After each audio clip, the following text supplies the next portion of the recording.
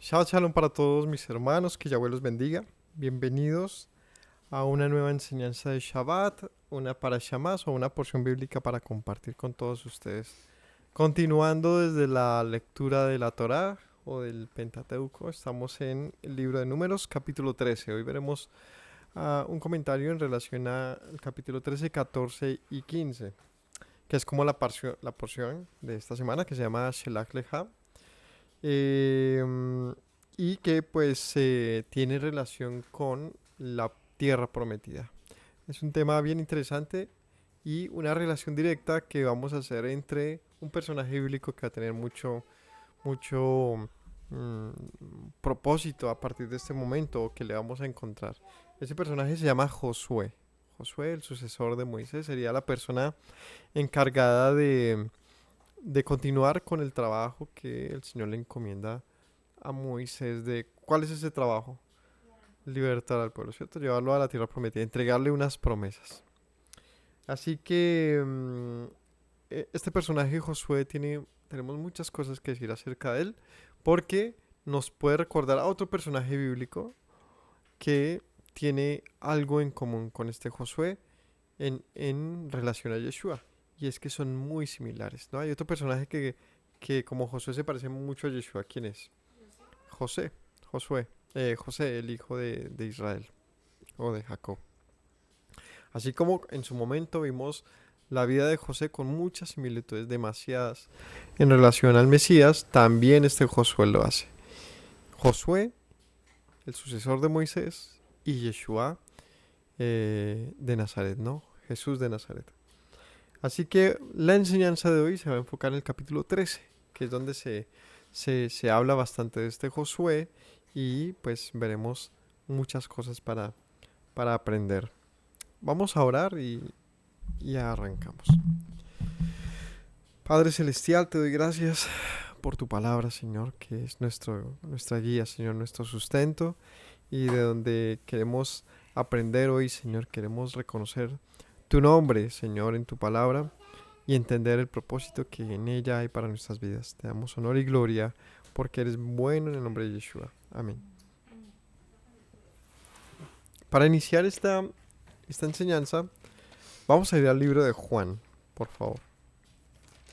En el capítulo 1 dice lo siguiente.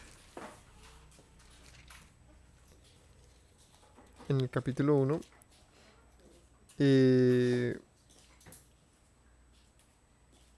versículo 16.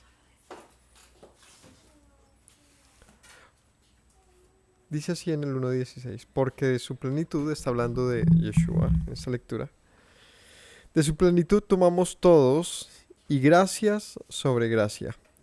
Pues la ley por medio de Moisés fue dada, pero la gracia y la verdad vinieron por medio de Yeshua el Mesías. A Dios nadie le vio jamás, el unigénito Hijo que está en el seno del Padre le ha dado a conocer. El énfasis es este verso, el versículo 17. Pues la ley por medio de Moisés fue dada, pero la gracia y verdad vinieron mediante Yeshua. Tengan ahí ese texto en mente porque pues va a tener mucho que ver con el punto de Josué. ¿Por qué habría sido necesario un sucesor? ¿Por qué no simplemente el Señor completó, digamos, que todo su trabajo que estaba haciendo con Moisés, ¿no? Moisés no era acaso capaz. ¿Qué necesidad habría de colocar un sucesor justo cuando el pueblo estaba a punto de entrar a la tierra prometida? Vamos a hacer lectura. Capítulo 13 dice así, del libro de Números. Yahweh habló a Moisés diciendo, envía tú hombres que reconozcan la tierra de Canaán, la cual yo doy a los hijos de Israel. De cada tribu de sus padres enviaréis un varón, cada uno príncipe entre ellos. Moisés los envió delante, a ver, Moisés los envió desde el desierto de Parán, conforme a la palabra de Yahweh, y todos aquellos varones eran príncipes de los hijos de Israel. Estos son sus nombres, y bueno, aquí van unos nombres. Vamos a contextualizar. Hay un pueblo que sale de Egipto, ¿no? Llamado fuera con este propósito de parte de Dios, con el propósito de introducirlos a una tierra prometida, una promesa que el Señor hace desde tiempos antiguos a un hombre llamado Abraham. Un pacto, por lo tanto, que se establece un juramento de entregarle a sus descendientes aquella tierra. Y una simiente o un pueblo que vendría por medio de él, mediante el cual serían benditas las naciones de la tierra. No tanto, a ver, digámoslo así, por el juramento dado el Señor a Abraham, en nombre de Abraham, serían benditas todas las familias de la tierra, y en esto se refiere pues a una descendencia que parte de él y que vendría a integrarse con el mundo. Este pueblo, para este tiempo, en la lectura que estamos haciendo, había pasado por diferentes etapas. Una en la que estuvo en esa misma tierra prometida, siendo apenas unas tribus muy pequeñas, y luego se van a la tierra de Egipto por cuestiones de hambruna y se queda en Egipto, ¿cuánto tiempo? 430 años. O sea, pasan mucho tiempo, casi que medio milenio en la tierra egipcia, fuera de la tierra que el Señor les había prometido. Y allí terminan siendo esclavos de los egipcios y el Señor les envía un libertador. ¿Ese libertador cómo se llama? Se llamó Moisés. Luego este Moisés, mediante el poder del Altísimo, mediante sus obras poderosas, los lleva fuera de Egipto y termina transformando una nación tan poderosa como lo fuera Egipto en aquel momento, los termina convirtiendo en una nación, digamos, desolada, destruida por las obras del Señor. Y ese pueblo entra a la tierra prometida, entra al desierto. Y luego de un año más o menos de haber estado caminando en el desierto, siendo probados por el Señor, siendo sustentados con un maná, un pan que caía del cielo, llegan a este punto. Vamos acá entonces. Cuando el pueblo ha caminado ya por el desierto apenas más o menos un año, llega al pie de un lugar llamado el Monte del Amorreo, ¿no? Llegan allí a un lugar, digámoslo así para dibujarlo mejor. Ellos empiezan al sur del Sinaí y terminan subiendo hasta el norte del Sinaí, lo que sería el sur de la tierra prometida. Es decir, los llevan un camino, una travesía hacia el norte. Cuando están a punto de entrar a la tierra prometida, viene este momento donde el Señor les dice: Moisés, envía hombres a reconocer la tierra. Es decir, ¿qué es reconocer la tierra? Envía hombres a que vean el cumplimiento de la promesa. Eran hombres que tenían como, o sea, es un pueblo que va a entrar a poseer una tierra ya habitada. Por lo tanto, era necesario que primero se hiciese una inspección, ¿cierto?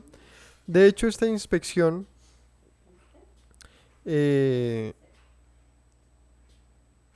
sería como un abrebocas de lo que se encontraría en aquella tierra y sería compartida al pueblo. Pero esto es una historia bien importante que vamos a leer.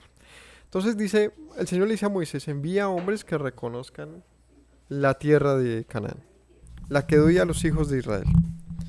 De cada tribu de sus padres enviarán un varón, un príncipe de ellos.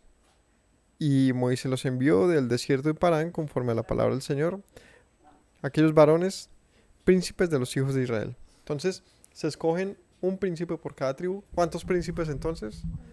12 personas, 12 líderes, 12 príncipes escogidos de cada tribu para ir a reconocer la tierra de Israel. Entonces, volviendo a ese punto global, el pueblo está a punto de entrar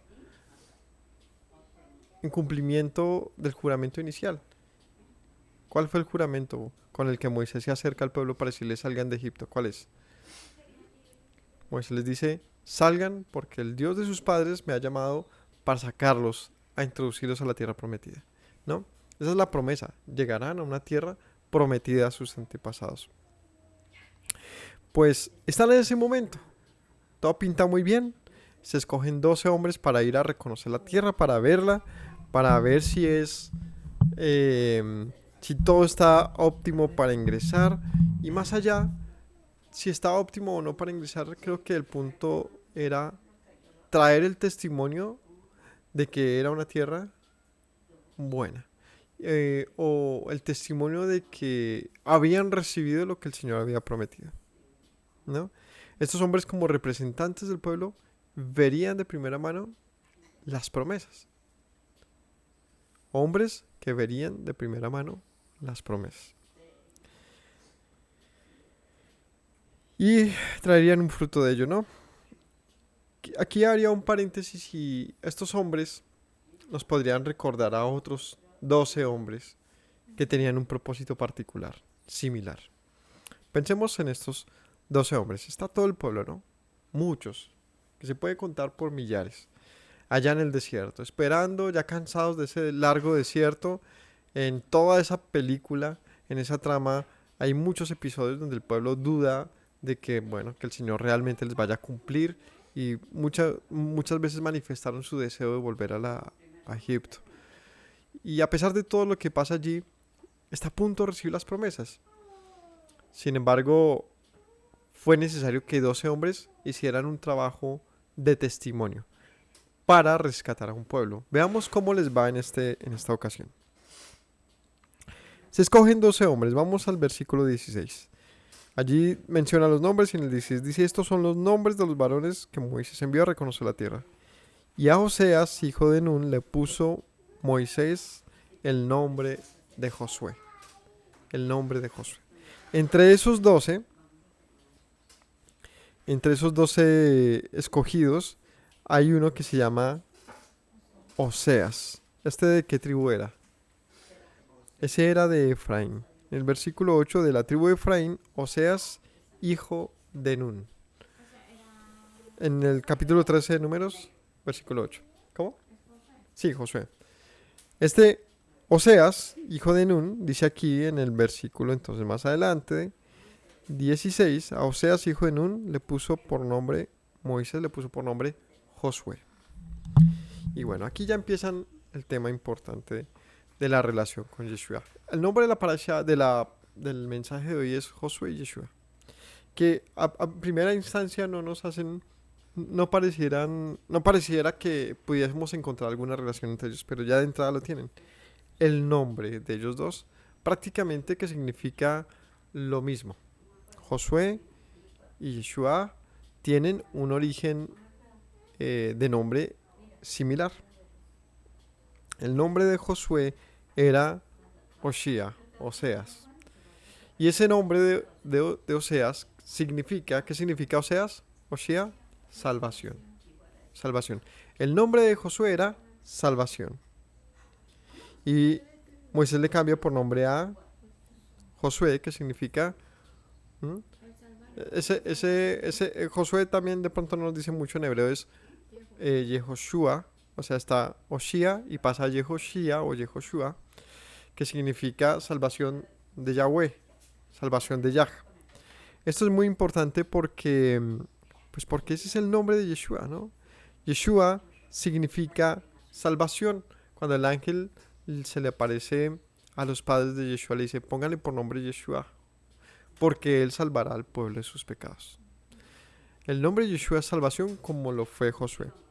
Y la intención de esta enseñanza es ver esa gran y profunda relación que hay entre Josué y Yeshua. Y empezamos por este asunto: el nombre. El nombre.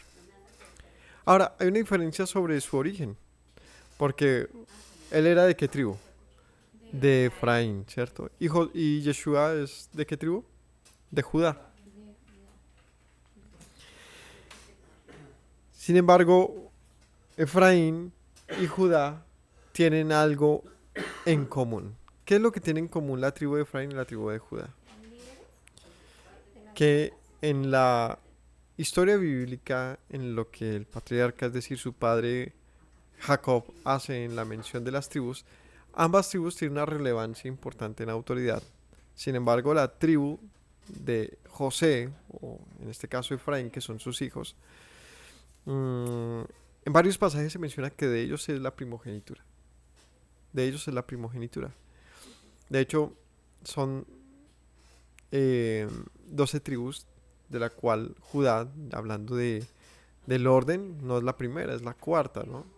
La primera es Rubén, luego viene Simeón, Leví, Judá, y lo que significa que el orden de primogenitura no lo tiene Judá, mucho menos lo tendría José, pero en el deseo de la bendición de los patriarcas termina teniendo una doble porción. ¿La doble porción para quién era? Para el primogénito.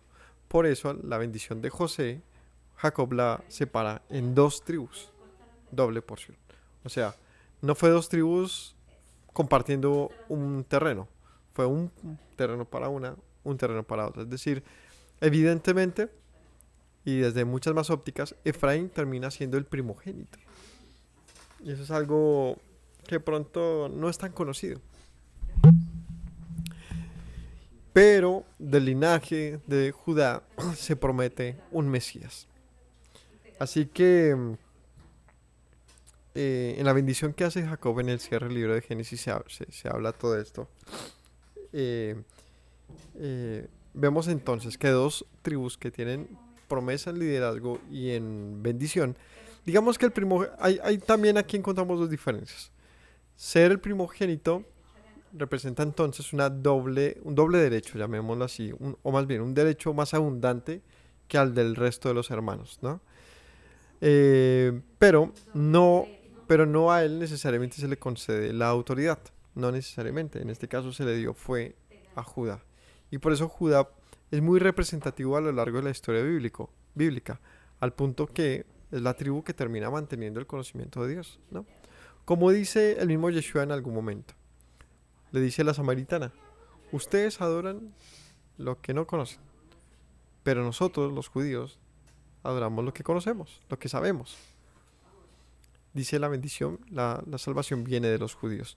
Y es algo muy interesante porque lo que está diciendo en ese pasaje, particularmente para lo que estamos hablando, es que los judíos tenían una autoridad de transmisión de la verdad.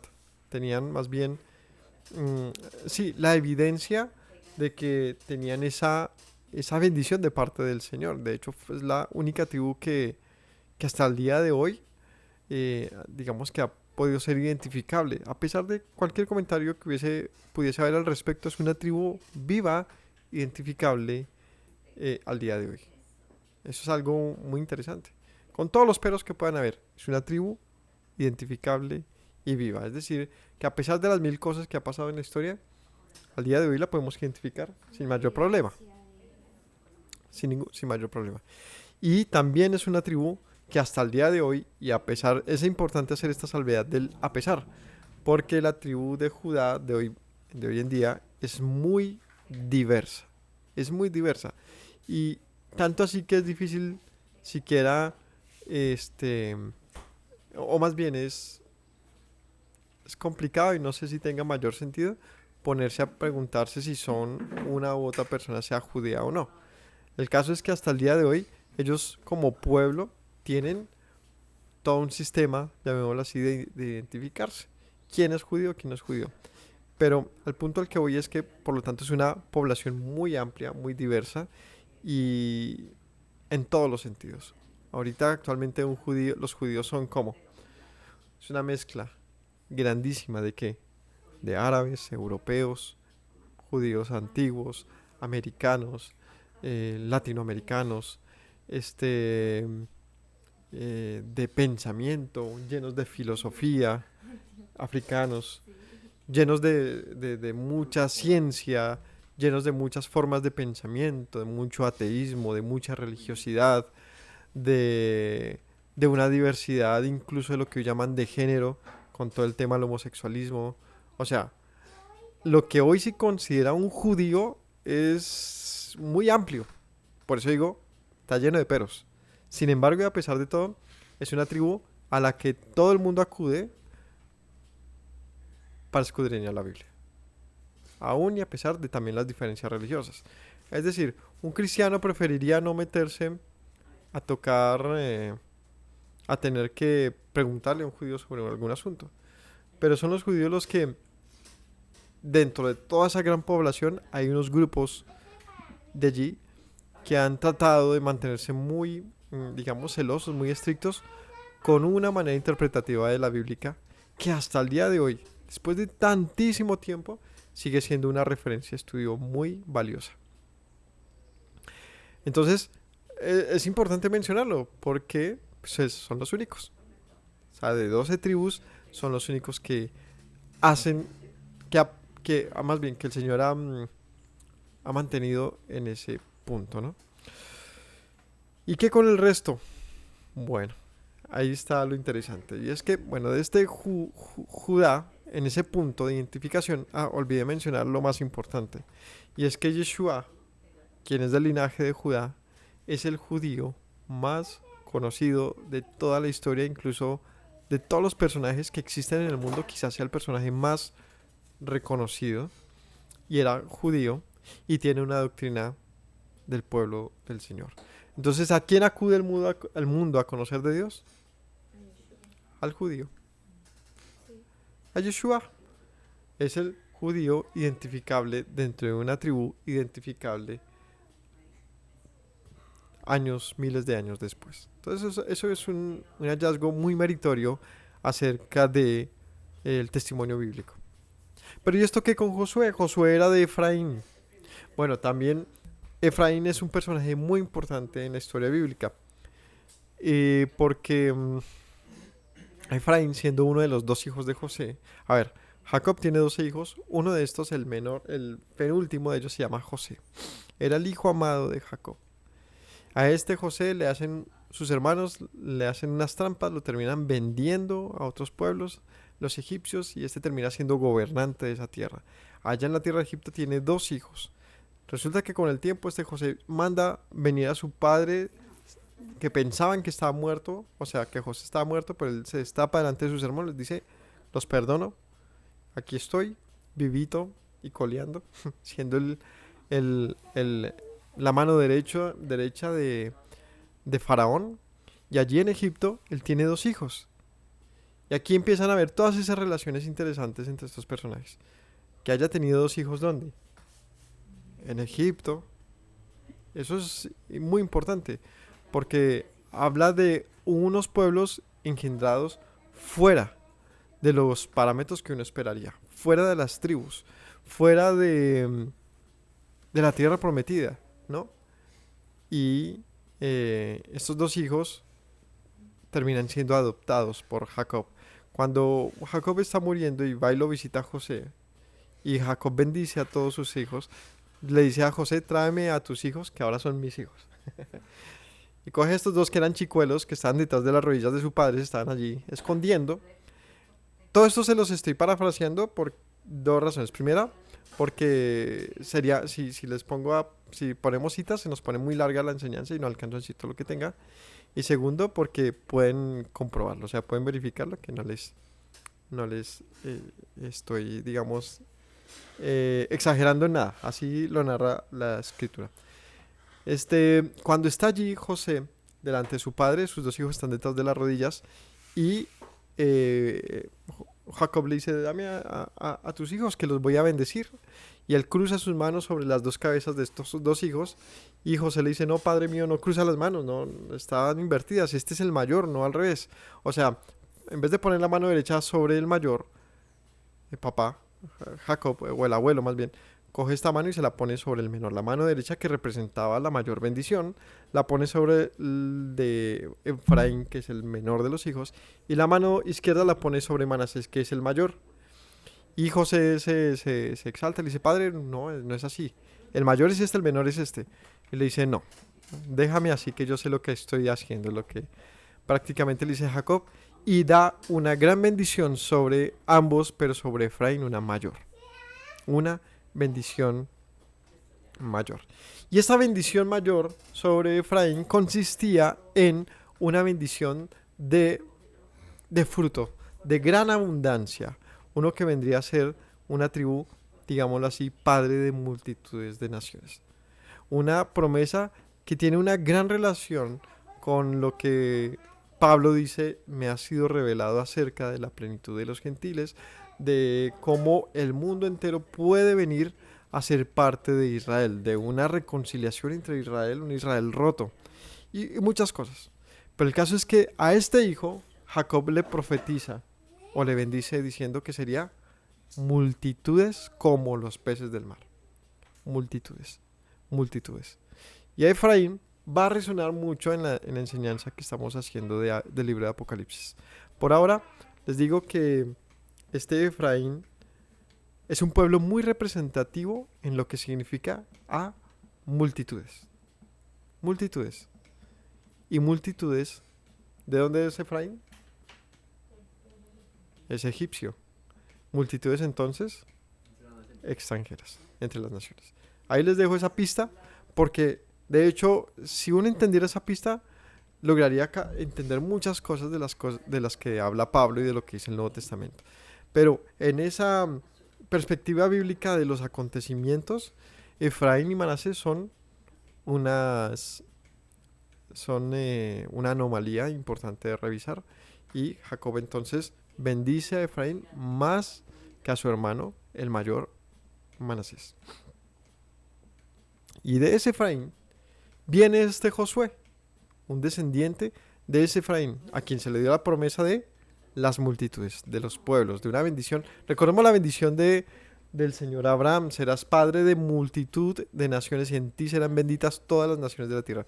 Pues Efraín juega un papel muy importante en eso. Esta es la tribu que terminará siendo mayormente esparcida por la tierra y trayendo un fruto muy abundante en la tierra. ¿Listo?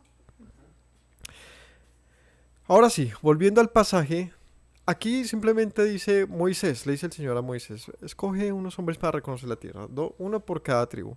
Moisés los trae y aquí hace una salvedad. Y entre ellos estaba Oseas, hijo de Nun, de la tribu de Efraín. A este le cambia el nombre por Yehoshua. Entonces, después de haberles dicho todo esto, empezamos a ver un propósito. ¿Qué propósito tendría entonces Josué con que sea hijo de Efraín y que sea uno de los misioneros en reconocer la tierra prometida?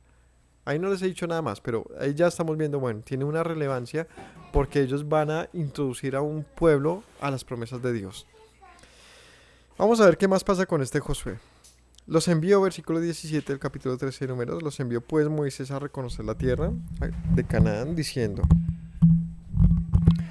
subid de aquí al Negev, subid al monte y observad la tierra como es, y el pueblo que la habita, si es fuerte o débil, si poco o numeroso, cómo es la tierra habitada, si es buena o mala, cómo son las ciudades habitadas, si son campamentos o plazas fortificadas, cómo es el terreno, si es fértil o estéril, si hay árboles o no, y esforzados a tomar del fruto del país. Era el tiempo de las primeras uvas, y aquellos subieron y reconocieron la tierra del desierto de Sin hasta Rehob, entrando en Hamat. Y subieron al Negev y vinieron hasta Hebrón, y allí estaba Ahimán, Sesai y Talmai, hijos de Anac. Hebrón fue edificada 7 años antes de Zoán en Egipto, y llegaron hasta el arroyo de Escol, y de allí cortaron un sarmiento con un racimo de uvas, el cual trajeron 2 en un palo. De las granadas de los higos se llamó aquel lugar el Valle de Escol, por el racimo que cortaron de allí los hijos de Israel. Y volvieron de reconocer la tierra al fin de 40 días. Hasta ahí. Entonces, ahora menciona cómo fue la travesía, ¿no? Moisés escoge 12 hombres. Estos hombres van a reconocer la tierra. Y bueno, más bien, Moisés les dice: lo que van a hacer es ver todo. Van a descubrir el terreno y van a ver si es bueno o no. ¿Sí? Porque la idea era que traer un reporte. ¿El reporte va a ser bueno o negativo? ¿Bueno o malo? Pues depende de la capacidad de observación. Pero definitivamente no iban a bastar las palabras. También era necesario, ¿qué? Una evidencia. Un fruto, ¿cierto? ¿Y cómo era este fruto? Abundante, grande. 2 hombres trayendo un racimo de uvas. Eso es que era... No sé cómo, qué tanto llega a pesar un racimo recién descolgado de un viñedo. Pero no, ahí no dice que sean gigantes. Esa es ¿cómo se llama? La graficación tradicional muestra cosas gigantes porque era una tierra de gigantes, pero no, realmente no eran gigantes los frutos. Lo que dice es que se necesitó día 2. Era un racimo inmenso. Esto no habla de que fuesen frutos gigantes, sino que eran abundantes. Entonces, fueron a reconocer la tierra si era buena o no. 12 hombres a reconocer un fruto. Un fruto que estaba cercano pero lejano. Cercano porque estaban ahí, o sea, era no más que cruzaban la tierra, ya estaban ahí para tomarlo. Pero estaba tan lejano como el pueblo se permitiese cruzar a tomar esa tierra y como ellos mismos se lo permitiesen. El caso es que estos 12 hombres tendrían el potencial de introducir a un gentío, a una gran nación, a poseer las promesas de Dios. Pero todo dependía de qué? Del reporte de estos 12 hombres. Y ahí es donde vamos a ver una conexión interesante y es a los 12 apóstoles. ¿Por qué el Señor escogería a 12 apóstoles? Pues una relación directa a las 12 tribus, ¿no? ¿Qué propósito tenían los apóstoles? Enviar un testimonio. Bueno, ellos serían quienes administrarían el testimonio de Yeshua, ¿no? De hecho, Juan dice, lo que hemos visto, lo que hemos oído, lo que nuestras manos han palpado, tocante al verbo de vida, o sea, en relación al verbo de vida, lo que hemos visto, eso anunciamos. Ellos son el testimonio fiel ¿de qué? De las promesas. O sea, otra vez, veamos esta relación, ¿no? Aquí hay 12 hombres entrando a ver, palpar, comer, oler la tierra prometida, decir, no era mentira. Moisés no nos está engañando, esto no era carreta. Sí, hay una tierra maravillosa. Y la anunciamos. Eso es lo que ellos tenían que hacer. ¿Qué tenían que hacer los apóstoles? Lo mismo. No es mentira. El Mesías se ha manifestado, lo hemos visto, lo hemos oído, caminamos con él y este testimonio anunciamos. La pregunta es, ¿qué testimonio trajeron estos 12 espías y qué testimonio trajeron los 12 apóstoles? Esa es como veamos no sé, ¿cómo decirlo? El round one, el momento 1 y el momento 2. ¿Será que fue equivalente? ¿Qué pasa en este momento, no? Ellos van a esa primera escena y dice aquí que trajeron del fruto, cortaron unas uvas inmensas y allá vieron gigantes. O sea, dijeron, entre lo que vieron, fue una tierra espectacular, pero también tenía su reto. Y ese reto fue que ellos vieron allá los hijos de Anak, gigantes. Versículo 25. Volvieron de reconocer la tierra al fin de 40 días. Estuvieron 40 días en ese proceso. Anduvieron y vinieron a Moisés y a Aarón y a toda la congregación de los hijos de Israel en el desierto de Parán. Se fueron un poquito lejos. El desierto de Parán, en Kadesh, y dieron la información a ellos y a toda la congregación y les mostraron el fruto de la tierra. Les contaron diciendo, nosotros llegamos a la tierra a la cual nos enviaste, la que ciertamente fluye leche y miel, y este es el fruto de ella. Mas el pueblo que habita en aquella tierra es fuerte y las ciudades muy grandes y fortificadas. También vimos allí a los hijos de Anak. Amalek habita el Negev, el Eteo, el Jebuseo, el Amorreo habita en el monte y el Cananeo habita junto al mar y a la ribera del Jordán. Entonces, dice, llegaron ahí a Kadesh, que era el lugar donde estaban, junto al monte, como les mencioné, el monte del Amorreo, a punto de entrar a la tierra prometida. ¿El pueblo cómo estaba? Yo me imagino ansioso, ¿no? Ya llegaron los muchachos, están conmemorados, ¿no? 40 días. Estos 40 días que nos podría recordar también. 40 años. Cuando Yeshua resucita, ¿qué pasa? 40 días pasan. Yeshua se les presenta a sus discípulos, antes de ir al cielo, antes de ascender, ¿cierto? Camina con ellos, ¿cuánto tiempo? 40 días. ¿Para qué? ¿Qué pasaron? Imaginémonos la escena de los apóstoles. Ellos les pasó lo mismo. Vieron la gloria del Hijo de Dios y lo vieron morir. Y vieron los gigantes. ¿Y quiénes eran los gigantes? Los judíos y los romanos. Gigantes, tenaces, brutales. Los crucificaron. Y Yeshua les dijo, más ahí justamente cuando resucita y se les manifiesta a ellos nuevamente. Y ellos ya estaban muy desanimados, ¿no? Al punto que Pedro lo negó 3 veces del miedo que tenía, el pánico. Pues se les manifiesta y le dice a Pedro en algún momento, Pedro, ¿me amas? ¿No? Cuando está ese momento tan conmovedor, esa escena. Están pescando y se les aparece Yeshua después de haber resucitado. Y mientras ellos pescaban, él estaba en la orilla cocinándoles unos pescaditos para que ellos venían con hambre. Y Pedro lo ve de lejos y dice, ¿estoy soñando o es el maestro? Se quita la túnica, o sea, se desviste y se tira al agua ya nadó en bombas y llegó allá al Mesías y estaba... Yo creo que ese fue el momento más como un choque duro dentro de Pedro, de lo que yo negué a mi maestro y ahora lo tengo aquí delante, no lo podía creer. Y Yeshua le dice, ¿me amas, Pedro? Y 3 veces le pregunta, ¿me amas? Y Pedro le dice, tú sabes que te amo. Que el Señor le dice, apacienta mis corderos. Y él se lo repite 3 veces. Y al final le dice, Pedro, antes ibas a donde querías, mas vendrá el momento en que vayas a donde no quieras y otro te llevará. Y dice ahí, porque él hablaba del tipo de muerte que iba a morir. O sea, Yeshua le dice, Pedro, no va a ser fácil. Eso es lo que le está diciendo. Los gigantes son reales. Y no significa, o esto diría en otras palabras, significa que ¿tú qué vas a hacer, Pedro? Te vas a devolver, vas a entregar un buen o un mal reporte por causa de esto. Si nos fijamos, aquellos hombres que llegaron a la tierra prometida, regresaron con sus hermanos, ¿no? Los espías cuando volvieron. Vamos a ver cómo entregan este reporte y vamos a evaluarlo. Dice que volvieron de reconocerlo, la tierra, y llegaron a la congregación y les contaron diciendo, llegamos a la tierra que nos enviaste, ciertamente fluye leche y miel. Dice, es verdad, es una tierra de delicias, es una tierra fructífera. Y les contaron, llegamos a una tierra que nos enviaste, ahí ciertamente fluye leche y miel, mas el pueblo que habita aquella tierra es fuerte. A ver, otra vez, perdónenme.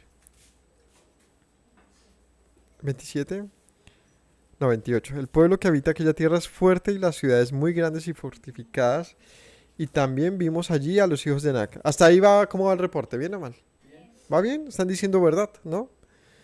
Amalek habita en el Negev, el Eteo, el Jebuseo, el Amorreo habita en el monte, el Cananeo junto al mar y a la ribera. Dice, y hay varios pueblos, ¿no? Recordemos que estuvieron 40 años suficientes para haber atravesado parte del terreno y haber visto bastante de ello. Estaban en modo espías, lo que significa que no se integraron con las comunidades, sino cuidaron sus vidas, pero sí fue suficiente como para notar, bueno, no es una tierra abandonada ni sola, es una tierra que tiene su reto. Es habitada y no por tribus, digamos, de pastores ahí abandonados, no. Tienen ciudades fortificadas, o sea, significa que han trabajado en su competencia militar y no van a ceder su territorio. Dice, y además de todo vimos a los hijos de Anac, a los gigantes. También Amalek habita el Negev.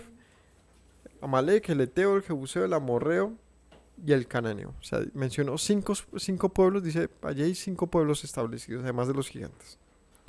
Entonces Caleb hizo callar al pueblo delante de Moisés. Yo supongo que mientras hablaban esto la gente empezó como a murmurar, como, uy, ¿cómo así? No, que era para nosotros, y hay 5 pueblos y hay gigantes, ya estaban asustándose, ¿no? Y Caleb dijo, Cayetano, silencio en la corte, que... No, mentiras, los calló a todos y les dijo, subamos luego y tomemos posesión de ella. Este bien animado dijo, pero ¿qué pasa, muchachos? ¿No? Ánimo, muchachos, que nada se ha perdido. No se me asusten, no piensen que es una mala noticia. No es una mala noticia. Tomemos posesión de la tierra. Más podremos nosotros que ellos. Entonces, Caleb se levanta y da un buen testimonio.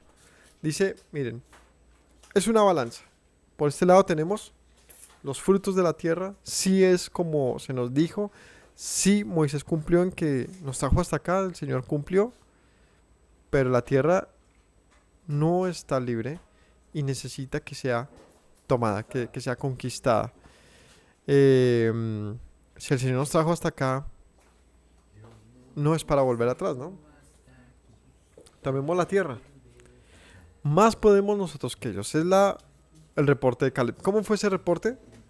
Fue bueno, porque él no enfatizó en la dificultad, sino nos puede recordar a los apóstoles, ¿no? ¿Qué dijeron los apóstoles? ¿Qué podemos recordar? Por ejemplo, Pablo diciendo, para mí el morir es el Mesías. Yo todo lo tengo ganado en él, no me importa. Ni la vida, ni la muerte, ni ángeles, ni nada nos puede separar del amor que es en el Mesías, ¿no? He sufrido prisiones, tribulaciones, apedreamientos, me ha pasado de todo, dice Pablo, pero para mí eso es ganancia.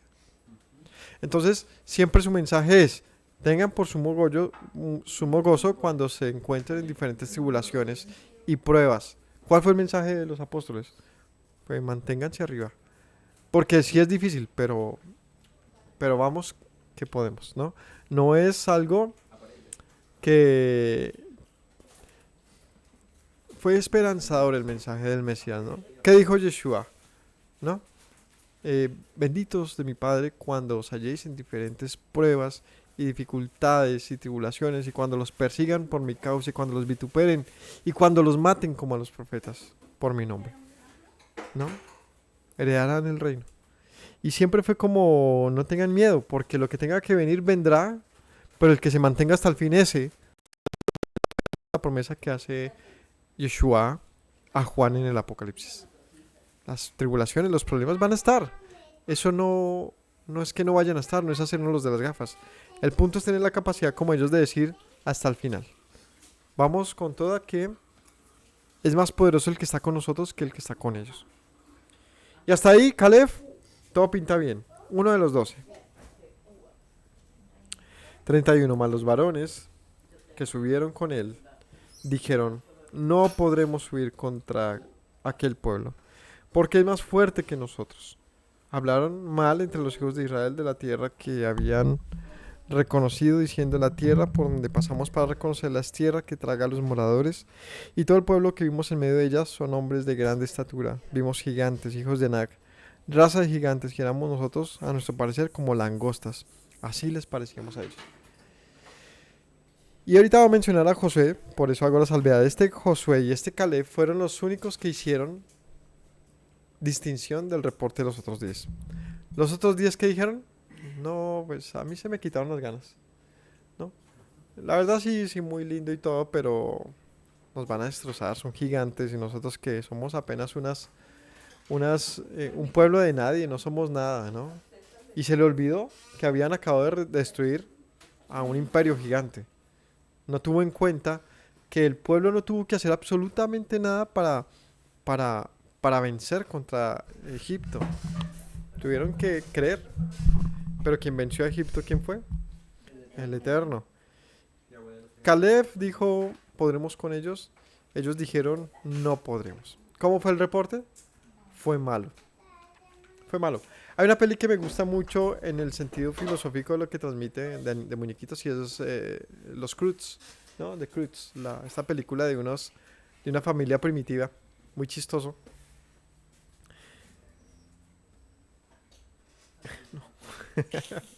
Muy chistoso, pero tiene un mensaje muy importante en la primera película y es que era un papá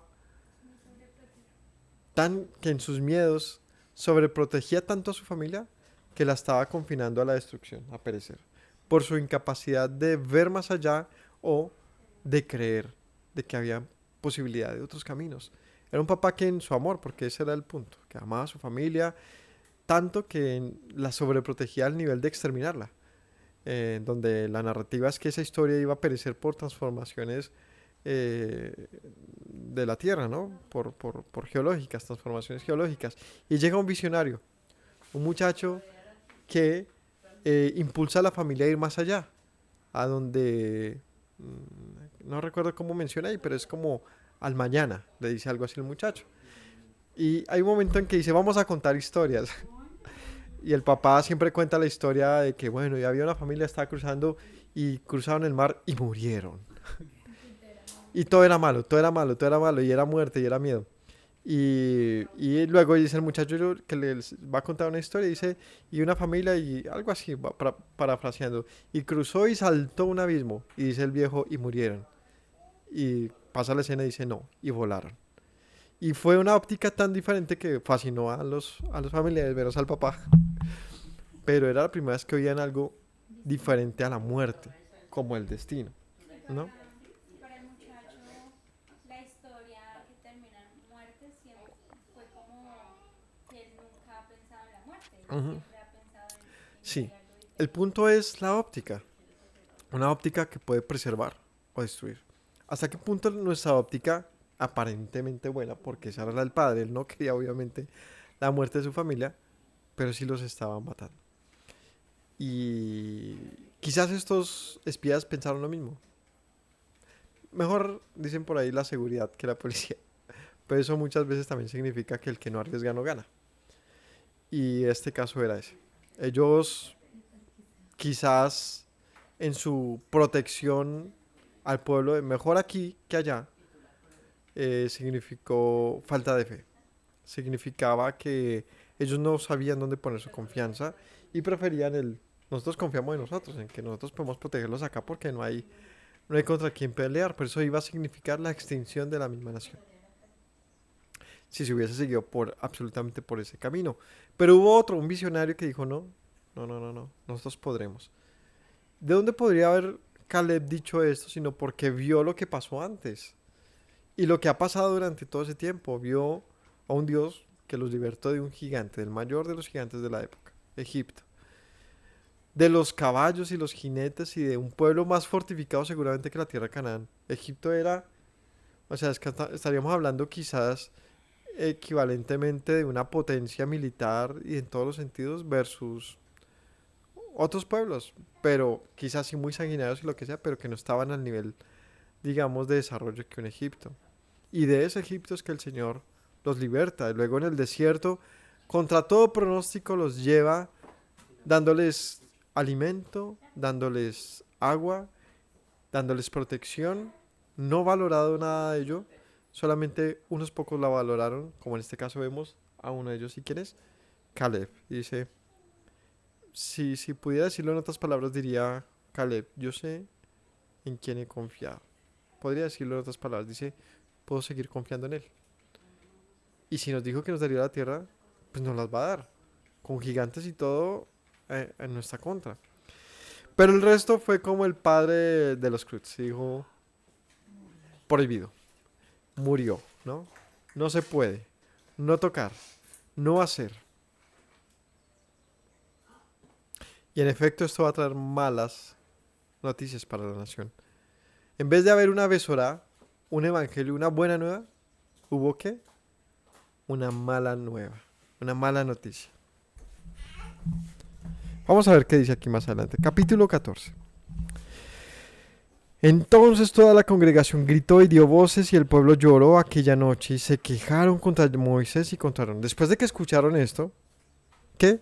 No, no, no, no, no, no. Hablaron mal entre los hijos de Israel de la tierra que habían reconocido. La tierra es tierra que traga a sus moradores. El pueblo que vimos son hombres gigantes. Y aquí dice en el 14, y el pueblo lloró toda la noche. El pueblo se creyó el cuento. ¿Cuál? El de que era imposible. El pueblo se creyó el cuento de que no había oportunidad. Gritó y lloró aquella noche y se quejaron contra Moisés y contra Aarón todos los hijos de Israel. Y les dijo toda la multitud, ojalá muriéramos en la tierra de Egipto o en este desierto, ojalá muriéramos. Y aquí voy a hacer otro pequeño comentario en relación a los apóstoles. ¿Cuál fue la manera de comunicar de los apóstoles? Dime. Fue buena, pero ¿qué más? Califiquemos la manera de comunicación. Esto es una carrera actualmente. Se llama, literalmente se le llama esto. Se le llama comunicación, ¿no? Es una comunicación social. Y esta, no sé si sea una ciencia, pero esta carrera identifica patrones de comunicación asertivos. Significa que hay mejores maneras de comunicar un mismo mensaje, unas más efectivas que otra, ¿en relación a qué? a generar una reacción de aquel oyente, ¿no? Es decir, yo puedo comunicar un mismo mensaje de diversas maneras y unas van a ser más óptimas que otras. Y eso es lo que se enseña en esta carrera. Y hay gente que se prepara entonces para transmitir mensajes de una manera efectiva, en este caso, comercialmente. ¿Qué es lo que puede hacer entonces la comunicación? Mover masas, ¿no? Mover masas. Mover a la gente, mover la opinión pública. Esto es una carrera muy importante hoy en día. El saber mover masas, que es lo que, o la opinión pública, que es lo que hacen los periodistas, digamos. Es increíble lo que puede hacer. Un periodista desinformando puede mover a una población completa a tomar malas decisiones. Un buen periodista puede reflejar cosas positivas que pueden llevar a una buena decisión para una población. Un buen reporte, un mal reporte puede cambiar todo un panorama, ¿no? Todo un panorama. De hecho, a esto, a la comunicación, al periodismo, se le conoce como un poder más, no reconocido, digamos, dentro de la, no sé, de la constitución de un estado, como el poder legislativo, el poder judicial, sí, los diferentes poderes, pero la fuerza que hace, en el contrapeso, el periodismo prácticamente que es un poder más. Puede, ¿no? Tiene el poder de mover masas de una manera muy importante, para bien o para mal. Pues estos 10 periodistas, mientras uno decía, no, las cosas van bien, el otro dijo, todo va fatal. Y el pueblo lloró, se quejó, y o sea, por las conclusiones, sin mayor fundamento, sí tenían un pequeño fundamento, pequeño, porque lo era. Esto era un pequeño fundamento en relación al gran Dios que tenían. El pequeño fundamento es que hay gigantes y hay grandes fortalezas, sí, pero el punto no era como los periodistas que dicen, no, nosotros solo comunicamos, no. Ellos también controlan y manipulan, es decir, muestran sus emociones en torno a eso y eso es con lo que se queda la gente. Y eso puede mover mucho. Yo trabajo con el diseño, con la publicidad y he aprendido, no solamente se trata de conocer, no es un conocimiento, se trata del reconocimiento del poder que tiene la publicidad y la comunicación. Esa ciencia de la comunicación es vital. Por el reporte malo de 10 hombres, toda una nación dijo, ojalá muriésemos. Ojalá muriésemos. ¿Para qué Yahweh nos trae a morir? Lo de los apóstoles. Estos sí hicieron bien el curso. Porque ¿quién les enseñó a ellos? El Espíritu de Dios acá. ¿Y qué les dijo? Pues yo creo que los apóstoles son de los hombres más dignos de imitar que encontramos en la Biblia, que uno dice, uff, tremendo, ¿no? ¿Qué pensamos cuando escuchamos de lo que vivieron ellos? Pues uno dice, o sea, de verdad son unos valientes y sí, al arranque la pasaron mal, ¿no? Como el caso de Pedro negando al Mesías y todos escondidos mientras el maestro agonizaba en una cruz y todos dudando ya de qué iba a pasar. Pero después de que el maestro durante 40 días les enseña la tierra prometida, que esa es la relación que quería hacer, que me perdí un poquito. Durante 40 días les muestra la tierra prometida. Les dice, así las escrituras hablaban de mí. Si pueden creer a esto, créanlo todo. Porque vieron la evidencia. Yo soy, o sea, en otras palabras, Yeshua, ¿qué era en esa tierra prometida? Más allá de serlo todo, ¿qué era Yeshua? No, Yeshua. Yeshua. Era el fruto. Y esas grandes uvas que trajeron los apóstoles dijeron, véalas, aquí están las uvas. Inmensas, o bueno, en abundancia de esa tierra prometida que vimos, que oímos, que palpamos. Esta es la evidencia. Más bien, podría decirlo de otra manera. Los evangelios, el mensaje de los apóstoles son esas uvas. Trajeron la evidencia. Vea, estas son. Ya las tenemos todos en estas Biblias.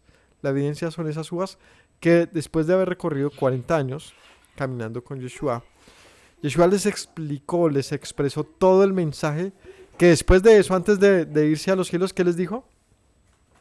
Por tanto, id y predicad en toda la tierra, sed discípulos y bautizadlos en el nombre de mi Padre y echad fuera demonios y sanad a los enfermos y que este evangelio sea predicado en todos los confines de la tierra.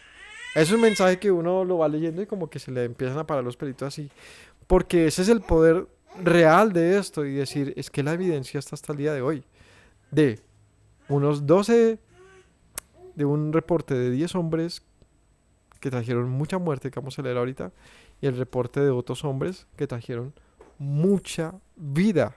Es que el reporte de los 12 apóstoles que nosotros leemos, de los escritos que tenemos en nuestra mano, que no son muchos, teniendo en cuenta que fueron 12,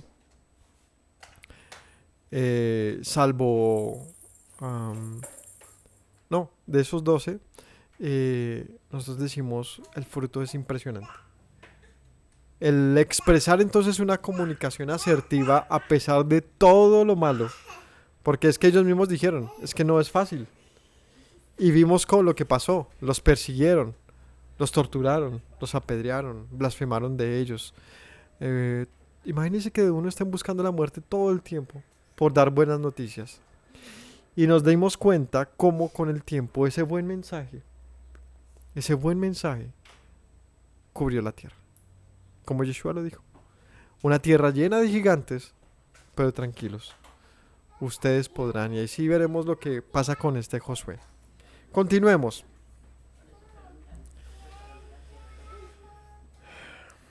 Todos dijeron estos, ojalá muriéramos. ¿Por qué nos trae Yahweh a esta tierra para caer a espada? Que nuestras mujeres y niños sean por presa. ¿No nos sería mejor volvernos a Egipto? Y decían el uno al otro, designemos un capitán y volvámonos a Egipto. Y esa frase que vemos acá, la verdad es que cuando hacemos un diagnóstico histórico del pueblo, incluyendo los tiempos recientes, continúa, ¿no? Por la evidencia, por las cosas que han pasado en la nación de Israel, entre los judíos, la persecución, las dificultades, pasa mucho esto. Si eso es ser el pueblo escogido, pues no me imagino qué le espera al resto. Si eso se trata de ser pueblo escogido, y es esta queja contra Dios que se entiende, no estoy diciendo que no, pero naturalmente saca del pueblo este asunto de, "Ay, estoy cansado, no quiero ser más ese pueblo de Dios", o sea, la muerte, quiero volverme a las naciones. Todo esto se ha expresado en un torno de dificultad excesiva, ¿no? El pueblo aquí no había entrado a la tierra prometida ni había enfrentado a un solo hombre, pero lo que significaba el desierto hasta este momento era de queremos morirnos, ¿no? Tenemos sed, tenemos hambre o no queremos más de esto. Y una queja continua que lo único que hizo fue que empeorara el panorama. Podría decir en otras palabras que quejarnos contra Dios es equivalente a un hombre en arenas movedizas. Es patalear. ¿Sabes qué pasa cuando pataleas en la arena? Te hundes más. Te hundes más. Quejarse no es una opción. Y no me refiero a este clamor de Dios que está pasando. No, me refiero a la queja de desaprobación. La queja de no apruebo lo que Dios hace y no quiero lo que Él está haciendo. Encontrar despropósito en Dios es patalear en medio de una arena movediza. Te hunde más, te hunde más, te hunde más hasta el exterminio. Y es de lo que el Señor advirtió a su pueblo. No, esa no va a ser la actitud de ustedes. La fe resulta ser todo lo contrario. Es que a pesar de que estás hundiéndote y ves una ramita pequeña que parece, puede rescatar tu vida. Entonces, encontramos este reflejo interesante en dos reportes y dos respuestas del pueblo, donde la capacidad de comunicación y la manera en que se transmite un mensaje puede hacer desertar o puede hacernos ir adelante, ¿no? Y mencionaba que en esas movedizas quejarnos contra Dios solamente va a empeorar las cosas. Pero aquel que encuentra oportunidad o encuentra luz en todo eso y no haya despropósito en Dios, es como el que agarra la ramita que parece frágil y puede sacarte del pozo más del lodo más espantoso, ¿no? Entonces veamos qué pasó con estos.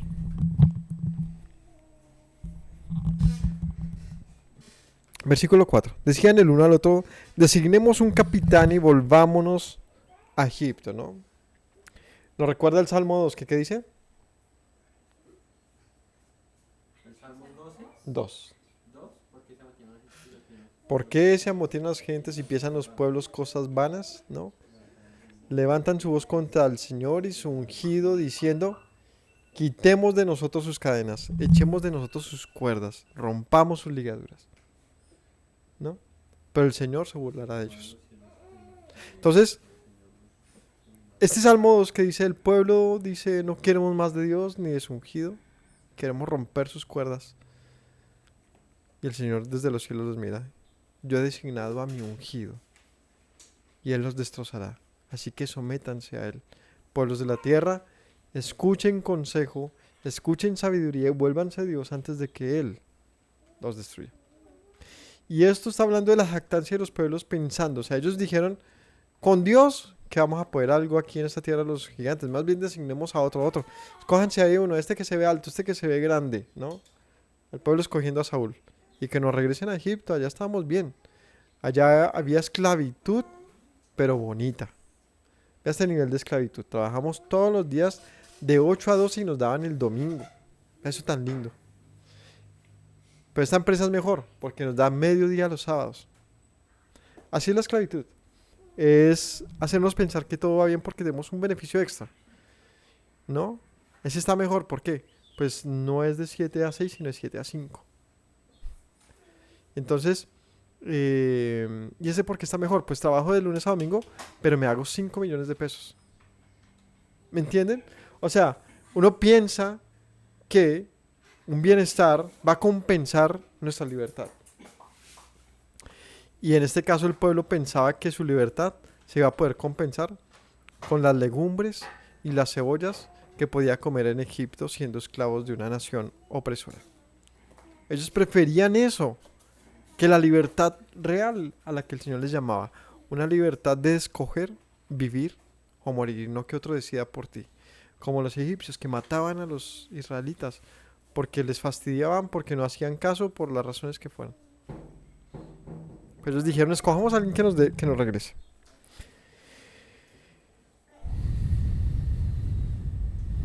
Entonces Moisés, versículo 5, y Aarón se postraron sobre sus rostros delante de toda la multitud de la congregación de los hijos de Israel, y Josué, hijo de Nun, y Caleb, hijo de Jefone, que eran de los que habían reconocido la tierra, rompieron sus vestidos y hablaron a toda la congregación de los hijos de Israel, diciendo, la tierra por donde pasamos para reconocerla es tierra en gran manera buena. Entonces cuando estos dicen eso y ven lo que pasa con el pueblo, Caleb y Josué, el que hemos mencionado desde el principio, se levantan y rasgan sus vestidos, ¿no? Y dijeron, pero ¿qué les está pasando? La tierra es buena. ¿Cómo así que devolverse? ¿Y cómo así que...? O sea, estaban proclamando una revolución, ¿no? Una revolución. Y no una de las buenas. Ayúdame a voltear eso un poquito que está muy caída la cámara. Súbela, papá. Entonces estos hombres, Josué y Caleb, sí tuvieron una actitud completamente diferente y no entendían cómo la nación iba a perder todo este gran logro. Pues atravesar un año con dificultades, con pruebas, con calor, con necesidad. Y después de experimentar todo lo que también Dios les manifestó y cómo los protegió en todo eso, echarlo a la basura porque se llenaron de temor era algo inaceptable. Así que estos dicen que en el versículo que estamos en el versículo Perdónenme que me perdí aquí la cita. No. Así vamos en el 14:7. Dicen, hablaron a la congregación de los hijos de Israel diciendo, la tierra por donde pasamos para reconocerla es buena en gran manera. Si Yahweh se agradare de nosotros, Él nos llevará a esta tierra y nos la entregará, tierra que fluye leche y miel. Por tanto, no seáis rebeldes contra Yahweh ni temáis al pueblo de esta tierra, porque nosotros los, com- los comeremos como pan. Su amparo se ha apartado de ellos y con nosotros está Yahweh. No les temáis. Entonces toda la multitud habló de apedrearlos. Ahora estos se levantaron a dar un buen reporte. Dice, si Dios así lo permite, si Dios quiere entregarnos esa tierra, lo va a hacer. Nada se lo va a impedir. Los comeremos como a pan. ¿No? Y ahí está la marca de pan, ¿no? Como a pan. Los comeremos como a pan. Eh, pero la multitud, ¿qué hizo? Ah, qué muy lindo lo que estás diciendo. A ver, cómete esta piedra. Y empezaron a lanzarles piedras. Hablaron de multitud de apedrearlos porque la nación no estaba lista para este mensaje. Muy tarde lo que están diciendo. Pesan más 10 contra 2, ¿no? Muy lindo su mensaje. Pero recuerden del poder de la opinión pública. Y la verdad, sí, la opinión pública se mide de esa manera, ¿no? Es como cuando, no sé, estrenas, vas a comprar un carro y tú dices, uff, me ha salido muy bueno ese carro. Pero tú ves que 5 personas están diciendo que no está tan bueno, pues uno se deja guiar por lo que la mayoría dice. O sea, uno realmente es así. Sí, más bien, uno es vulnerado muchas veces por su incapacidad de investigar, de esforzarse en conocer un poquito más. Uno se deja mover muy rápido en su opinión por el dicho de los demás. Y estos estuvieron dispuestos a apedrear a sus líderes, estuvieron dispuestos a pelear contra Dios simplemente porque 10 hombres dieron un mal reporte y ellos dijeron, pues yo me quedo con esto, ¿no? Me caso con esta idea. La manipulación, ¿esto cómo se le llama? Esto es un mal terrible, ¿no? Cuando aquí uno aprende muchas cosas de estos y esos incluyen cosas como el chisme, como la calumnia, todas estas cosas que no dejan ver una realidad plenamente, sino solamente un punto de vista, puede hacer que una persona quede mal para delante de otros de una manera, digamos, eh, innecesaria o falsa o, o injusta, ¿cierto? Pues estos fueron capaces de mover el corazón de todos ellos. No sé si ellos reflexionaron en algún momento, pero debe sentirse tenaz que por tu mal dicho otro muera, ¿no? Que por tu mala información otros se vean afectados negativamente. Esto lo hicieron así. Finalmente, como dicen por ahí, los líderes representan los líderes son simplemente una muestra del público, ¿no? De las poblaciones. O sea, los representantes literalmente representan. Cuando uno dice, uy, es que ese gobierno es muy corrupto, uno dice, pues la nación es muy corrupta. No, es que es una realidad. ¿Por qué estos 10 dieron ese testimonio? Porque mayormente la nación era así. Era una nación incrédula. Una nación que no creía en su Dios. 10. La multitud habló de apedrearlos, pero la gloria de Yahweh se mostró en el tabernáculo de reunión todos los hijos de Israel. Y Yahweh dijo a Moisés, ¿hasta cuándo me han de irritar? ¿Hasta cuándo me habrá de irritar este pueblo? ¿Hasta cuándo no me creerán con todas las señales que he hecho en medio de ellos? Yo los heriré de mortandad, los destruiré, y a ti te pondré sobre gente más grande y más fuerte que ellos. ¿Qué dice? ¿Hasta cuándo no me han de creer? Yeshua también dijo esto, ¿y ustedes por qué no me creen? Si no me creen a mis palabras, quedan a mis obras. ¿No las ven? Pues vemos a un pueblo igual, un pueblo igualito, incrédulo, amante de la esclavitud, amante del engaño, incapaz de ver hacia adelante con fe. ¿Saben qué pasó lo mismo? Si lo notamos, vemos 12 hombres que sí dieron un buen testimonio, pero yo creo que aunque estos 12 hombres hubiesen dicho sí iremos, quizás en la historia, una parte de la población habría dicho, pero igual nos da miedo ir. Porque así era el corazón de ese pueblo. Y lo digo porque así pasó con Yeshua. ¿Qué pasó con Yeshua? Yeshua dio el reporte, entrar a la tierra prometida. Habló de él como la vida. Los apóstoles lo hicieron. Pero ¿qué hizo el pueblo? El pueblo prefirió no entrar. Y ellos decían, no creen a las señales, no pueden ver lo que está pasando. ¿Qué hubiese pasado si los líderes hubiesen reconocido a Yeshua? Pues no se hubiese podido expandir a reina, ¿no? Pues no sé. No, que toda la nación habría entrado a las promesas en Yeshua. Habrían creído. Yeshua les dijo, el que cree en mí tendrá la vida eterna. Pero no quisieron creer. Eso es lo que habría pasado. Como en este caso, ¿qué pasa si no hubiesen hecho la pataleta y hubiesen entrado?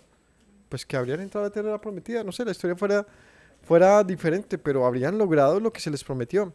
El punto es que, ¿por qué no logramos las promesas de Dios? ¿Ah? Porque no le creemos a Dios.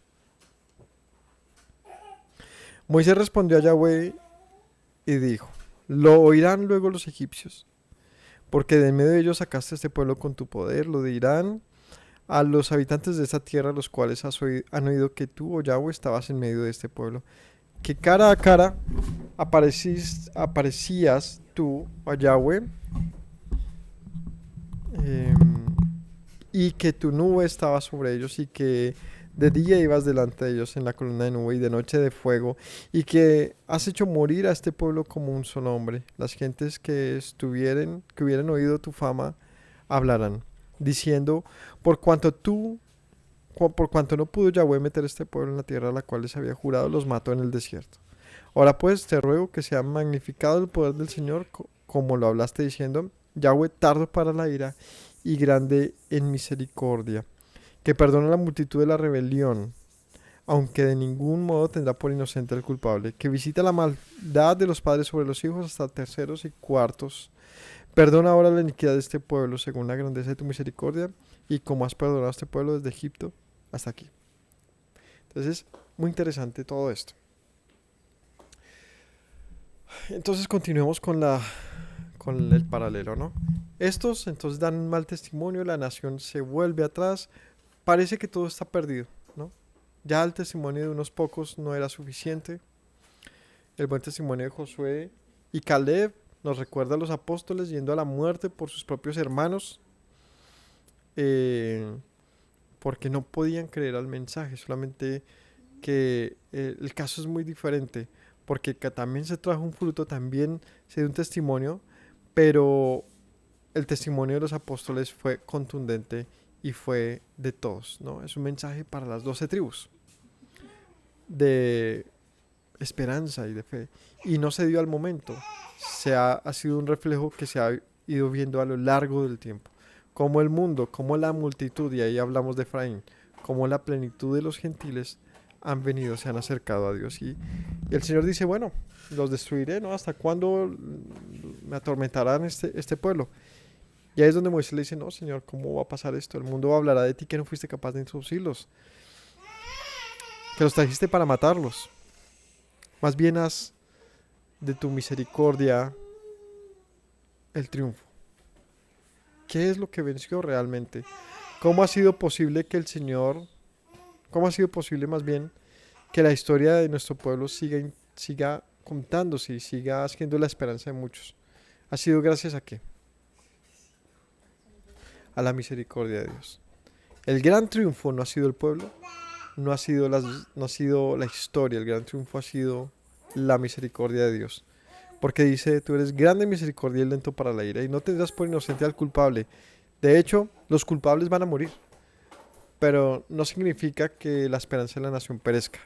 De hecho, murieron por cuanto el Señor se apiadó de la nación. Porque si hubiese dejado que estos malos hombres continuaran allí, toda la nación se habría extraviado. Así que, veamos qué sigue. Entonces Yahweh dijo, yo lo he perdonado, conforme a tu dicho, a la nación la he perdonado. Mas tan cierto como vivo, mi gloria llena la tierra. Todos los que vieron mi gloria y mis señales que he hecho en Egipto, en el desierto, y me han tentado ya 10 veces, y no han oído mi voz, no verán la tierra de la cual juré a sus padres. No, ninguno de ellos que me han irritado la verá. Pero a mi siervo, Caleb, por cuanto hubo en él otro espíritu y decidió ir en pos de mí, yo le meteré en la tierra donde entró, a su descendencia la tendrá en posesión. Ahora bien, el amalecita, el cananeo, habita en el valle. Volveos mañana y salid al desierto camino del Mar Rojo. El Señor les dice, he perdonado a la nación, como tú dices. Pero a estos, a los que han fomentado la desgracia en mi pueblo, todos los que se levantaron y todos los que decidieron hacer rebelión contra mí, morirán. Porque no han creído mi voz, ¿no? Aquí hay algo también, hay algo muy interesante. Dice, todos los que vieron mi gloria y mis señales que he hecho en Egipto y el desierto, que me han tentado y no han oído mi voz, no verán la tierra, la cual juré a sus padres. Ninguno de ellos, porque me han irritado. Y esto también, ¿qué paralelo podemos hacer de esto con la historia de Yeshua? ¿Qué pasó con todos aquellos que vieron la gloria de Dios en Yeshua y se resistieron a creer? ¿Quiénes eran ellos? Los líderes. ¿Y qué pasó con ellos? ¿Por qué perecieron? Porque si se hubiesen permanecido, habrían seguido el obstáculo. O sea, también, si nos fijamos, luego de que muere Yeshua, viene la destrucción del templo y con eso se destruye toda una forma de control que tenía Jerusalén, que no permitía, pues era tan fuerte que perseguían a todos estos creyentes y los mataban, como a estos, los querían apedrear. Y si nos fijamos, la historia se repitió y fueron destruidos. ¿Con qué propósito? Pues de que ellos no sigan siendo un obstáculo para los que sí creen, porque no quisieron reconocer la autoridad de Dios. Entonces ustedes no entrarán, sino sus descendientes, ¿no? O sea, pasa esa historia. Pero ¿cuándo? ¿Entraron inmediatamente? No. Si nos fijamos, pasa lo mismo. ¿Y qué pasó con el pueblo judío? Es como si hubiera entrado como en una pausa su historia, ¿no? Y todo el reino de Judea de aquella época es destruido, es transformado. Y después de mucho tiempo vuelve, pero ya no ellos, sino sus hijos. Y con estos hijos me refiero no solamente a los judíos, israelitas, sino me refiero al mundo. Ya descendientes de esto, recordemos que el cristianismo, que el conocimiento de Yeshua es una rama judía, que no tiene la fe judía, que tienen los creyentes de Yeshua. Es algo que quiero decirlo de otra manera. Es hija de la creencia o de la fe de nuestro pueblo, pero no a la manera de ellos, porque la manera de ellos era para muerte. Es decir, ellos no tuvieron el coraje, la fe, la valentía de creer en Yeshua, aunque tenían el fruto en sus narices, no quisieron creer en el poder de Dios. Antes blasfemaron contra Él, como aquí ellos contra el Señor. Es que no hay ninguna coincidencia, la verdad es que es muy interesante y creo que nunca habíamos hecho este comparativo. Y es que esta historia es un reflejo de lo que pasó en la primera venida. Y es la primera vez que ellos llegan al monte como para entrar a tomar la tierra prometida. Insisto, ¿qué hubiese pasado si el pueblo hubiese reconocido a Yeshua? No sé, pero quizás ya se hubiese establecido el reino de Dios en la tierra. Pues que tenían la vida... O sea, ¿yo qué hubiese hecho? Quizás, ya conociendo todo esto, tenemos que unirnos y de una vez Yeshua sea Señor del mundo. Quizás, ¿no? Si hubiese... Pero nadie levantó la voz. Sí, por allá se oía una voz que era, mátenlo. Eso era lo que se oía. Apedréenlo. Tenemos miedo de los gigantes, los romanos. Tenemos miedo de nuestros líderes, los judíos. O sea, fue así, la historia es la misma. ¿Y qué dijo el Señor? Pues se me devuelven al desierto otra vez entonces. Se me devuelven. ¿Y qué pasó con los judíos? Entraron en esa devolución 40 años. Oiga, sí. Ahí está. Otro espejismo más, otra historia que se ve repetida en un bucle constante de una historia que puede ser entonces vista así en un paralelo histórico, ¿no? Es muy interesante. ¿Por qué el pueblo judío no recibió a Yeshua? Porque les pasó esto. ¿Y qué pasó con el judaísmo y todo eso? Pues que les pasó esto. haciendo excepción de todos los grupos, como también hay comunidades y hay grupos y hay partes que sí creyeron. Y sí creyeron al reporte de los apóstoles. Y todos aquellos que creyeron, ¿qué pasó con todos ellos? Entraron en el reino de los cielos. Y esa es la esperanza de todos nosotros los que a lo largo de todos estos años hemos creído. Y tenemos una promesa viva en Yeshua, quien fue el fruto de la tierra prometida, ¿no? Pero recordemos que todo el pueblo se volvió, no una parte, todo el pueblo, a fin de que los herederos de las promesas entren en el momento, ahí yo pensaría entonces, de la resurrección. ¿Quién entra al pueblo en ese momento de la resurrección? Josué, Yeshua, ¿no? Josué, Yeshua. Aquí ellos habían entrado ¿con quién? Con Moisés. Moisés es el que los hubiese entrado en este momento si hubiesen creído, pero no creyeron. Así que les tocó volverse al desierto. Aquí el Señor dice, se me devuelven, los buses ya llegaron, súbanse, se me devuelven.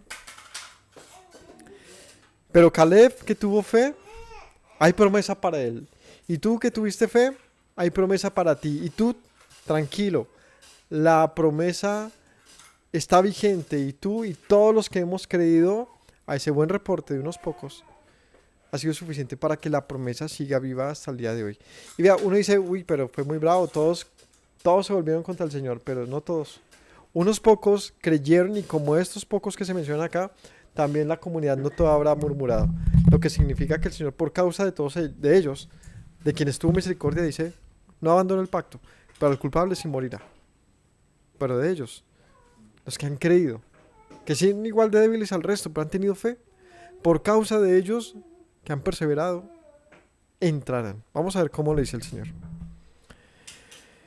A mi siervo Caleb, por cuanto hubo en el otro espíritu y decidió ir en pos de mí, yo le meteré en la tierra donde entró y su descendencia la tendrá en posesión. Ahora bien, el amalecita, el cananeo, habita en el valle, volveos mañana y salid del desierto, caminar el mar rojo. El Señor le dice, bueno, esta tierra, como ustedes lo han dicho, es peligrosa, ¿no? Así que se devuelven donde empezaron, al mar rojo. Yahweh habló a Moisés y a Aarón diciendo, ¿hasta cuándo oiré esta depravada multitud que murmura contra mí, las querellas de los hijos de Israel que se quejan de mí? Diles, vivo yo, dice el Señor, que según ustedes han dicho a mis oídos, así haré con ustedes. ¿Qué hará con ellos? ¿Qué dijeron ellos? ¿Ah? ¿Qué dijeron este pueblo? ¿Ah? Moriremos, dijeron. ¿Ah? Moriremos, ciertamente moriremos. Dios nos trajo para morir. El Señor dijo, profetas son entonces, listo. Entonces van a morir. Eso es lo que dice. ¿Qué dijeron los judíos cuando mataban a Yeshua? Su sangre sea sobre nosotros. ¿Qué más dijeron? No tenemos rey sino a César. ¿Qué más dijeron? O sea, todas las cosas que se dijeron en nombre del pueblo pasaron cuenta de cobro tal cual.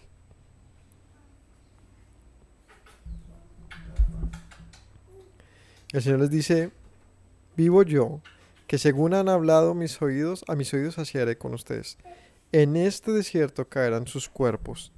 Todo el número de los que fueron contados de entre ustedes de 20 años arriba, los cuales han murmurado contra mí, todos los que murmuraron, ustedes morirán.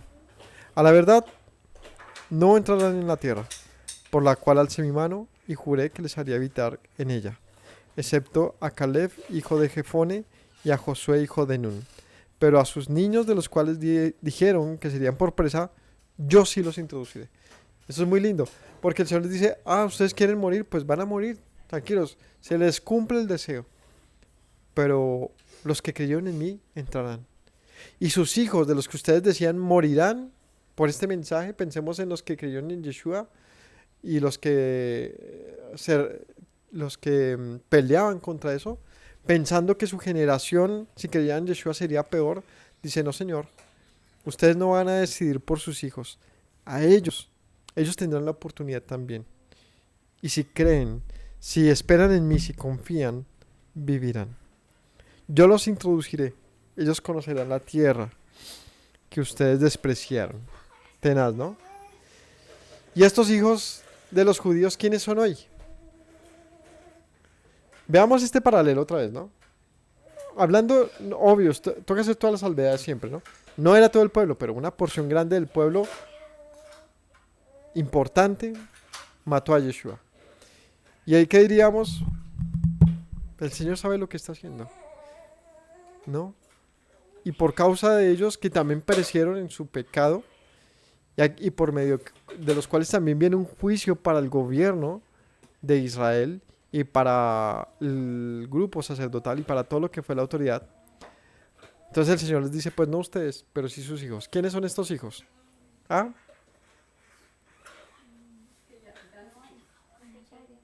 ¿Quiénes son estos hijos de los judíos? ¿Pero quiénes, puntualmente? Los que creyeron en Yeshua, originalmente judíos. Es decir, me refiero a la rama del judaísmo que creyó en Yeshua. Y no me refiero al judaísmo como religión, sino como una creencia del perteneciente al pueblo judío. De los judíos vino la salvación.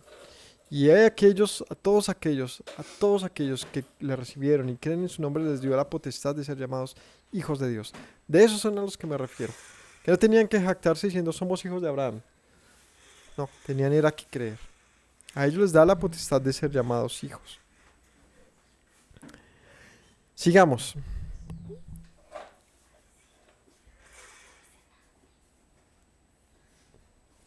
Sigamos. Y a ver, 31. Pero a sus hijos de los cuales dijeron que sería por presa, yo los introduciré, conocerán la tierra que ustedes despreciaron. Ah, bueno, y hablaba de estos hijos que podría hacer referencia a ese Efraín. Unos hijos a lo largo y ancho del mundo que tienen una comunión con este pueblo, que desechó la bendición. Pero el Señor dice, de pronto ustedes no quieren, no pasa nada, yo no los obligo. Pero quienes lo deseen, de sus descendientes, vendrá mi salvación. A ellos les vendrá también la oportunidad. Y ahí hacemos parte todos nosotros, todos los que hemos creído en toda la historia, todos los que hemos recibido de verdad, con honestidad, con sinceridad y con una fe profunda el mensaje de salvación, es decir, la tierra prometida, en el sentido más figurativo posible de lo que esta representa en torno al Mesías. Lo alcanzaremos. Pero hasta que termine el desierto, ¿no? Es igual. Tuvimos que pasar y esperar a que se manifieste aquel que nos introduce a la tierra. Así que dice aquí, conforme al número de los días. Ah, bueno, sus hijos andarán pastoreando. 32. En cuanto a ustedes, sus cuerpos caerán en el desierto. Sus hijos andarán pastoreando en el desierto 40 años y ellos llevarán sus rebeldías hasta que sus cuerpos sean consumidos en el desierto. Conforme al número de los días de los 40 días en que reconocieron la tierra, llevarán su iniquidad. 40 años, un año por cada día, y conocerán mi castigo. Yo Yahweh he hablado, así haré a toda esta multitud perversa que se ha juntado contra mí. En este desierto serán consumidos y ahí morirán. Entonces, ¿qué dijo Yeshua?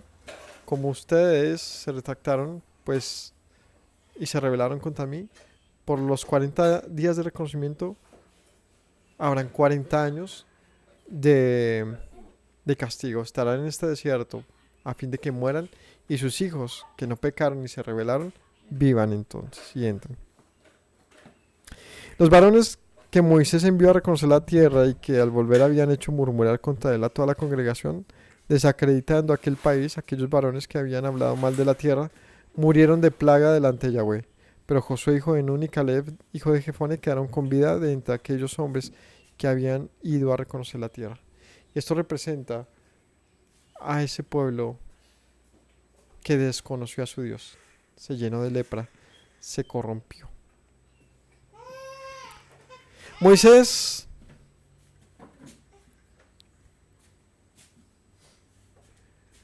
entonces lleva al pueblo hasta este punto, pero no puede avanzar. ¿Por qué no puede avanzar? ¿Por qué Moisés no pudo avanzar aquí? Porque dependía de la fe de una nación que pudiese avanzar. Y por eso, en este punto, volvemos a donde iniciamos, a Juan capítulo 1, donde leíamos en el capítulo 1, versículo 15, creo que era. 16. Y dice allí, 17, pues la ley por medio de Moisés fue dada, pero la gracia y la verdad vinieron mediante Yeshua. A Dios nadie le vio jamás, sino el Hijo, el unigénito, que está en el seno del Padre, le ha dado a conocer. Moisés no pudo entrar al pueblo en representación de la ley, una ley que, a ver, en este sentido significa que en la medida que nosotros seamos así como somos, duros de corazón, imposible que cumplamos la ley, imposible de andar perfectamente delante del Señor, va a ser en ese orden de ideas, si se tratase de eso, imposible que nosotros entremos a la tierra prometida. Así que es necesario una promesa mayor, y un salvador, y un conquistador, y alguien que por nosotros alcance todas esas cosas. De hecho, el pueblo no tenía que luchar, el pueblo no tenía que hacer nada. El pueblo tenía que creer y obedecer, naturalmente. Pero me refiero que la fe es lo que los introduciría a la tierra. Y la fe se manifiesta mediante ¿qué?